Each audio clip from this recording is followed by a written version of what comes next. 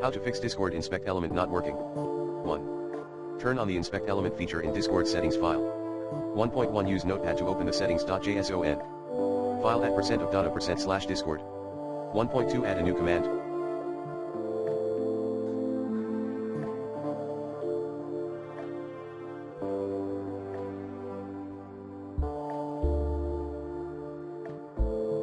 Dangerous _enable _dev tools only enable if you know what you're doing. True.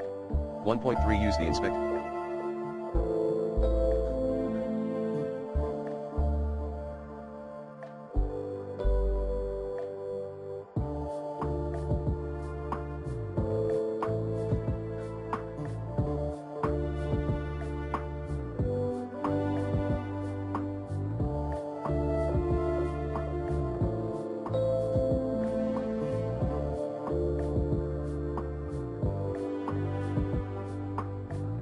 element feature pressing Ctrl plus Shift plus I to use the web app of Discord.